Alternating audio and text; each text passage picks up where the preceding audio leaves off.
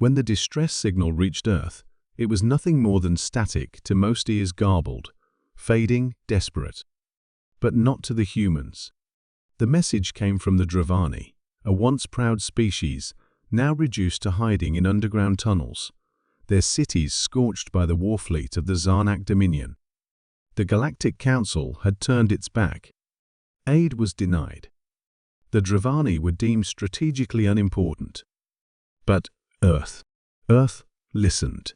Within 48 hours, a single human dropship entered Dravani orbit. Just one. To the Dravani elders, this was an insult. Just one vessel? Elder Kiral hissed, his mandibles trembling with exhaustion. They mock our suffering. The ship landed outside their shattered capital. The ramp hissed open.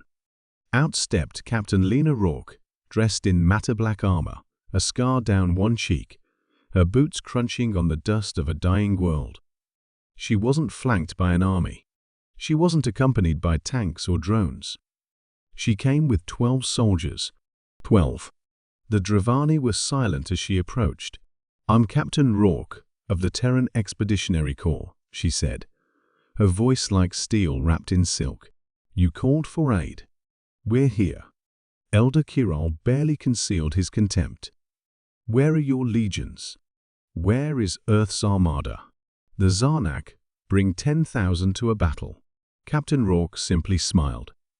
"We don't need that many." 3 days passed. The Zarnak continued their advance, burning villages, shattering resistance. The Dravani's final holdout was a mountain pass. Behind it, the last refugee shelters. The Zarnak vanguard arrived at dawn. They saw no army. Only 12 humans. Positioned with calm precision. No bunkers. No tanks. Just them.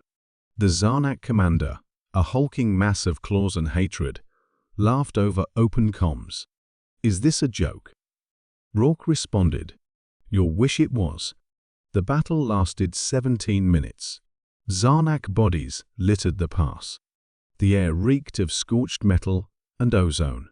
Plasma scorched the cliffs. Human guns, compact, brutal, smart, linked to their neural systems, never missed.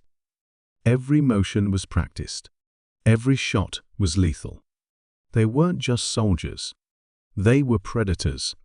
Word spread like wildfire through Dravani tunnels. The humans had stopped the Zarnak with only 12 warriors. The next Zarnak wave came with tanks, flyers, walkers, an entire division. The humans were waiting. This time, they brought 20. Elder Kiral was there, watching from the cliffs. The humans moved like wind and lightning.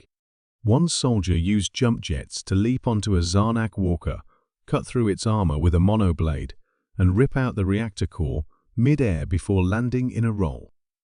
Another redirected enemy missiles with a hand gesture-controlled drone cloud. No wasted movement.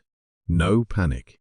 Kiral had seen hundreds of his own soldiers scream and die in the opening seconds of battles like this. But these humans, they laughed while fighting. After the third Zarnak defeat, an intercepted transmission revealed panic among their ranks. "The Terrans are here. Retreat. Don't engage." They sent only a handful. How is this possible? Captain Rourke answered that question in a recorded message, broadcast across the sector. "Earth doesn't send its armies first. We send our least. Volunteers. Scouts. First responders. If they fail, then we send the bad ones. The ones who scare us." The Dravani watched the footage in awe. One of the human soldiers, call sign Widow, was seen laughing after taking down an entire assault squad with a portable railgun the size of a suitcase. Another, Doc Miles, operated on 3 wounded Dravani in the middle of a firefight, patching them up while still issuing orders to a drone turret. They weren't here for glory. They were here to finish what the galaxy wouldn't even start. By the time Earth's official response fleet arrived 5 weeks later, the Zarnak had already withdrawn. Humanity never deployed their full force. They didn't need to. The message was clear: if this was Earth's least, what would happen if they sent their best?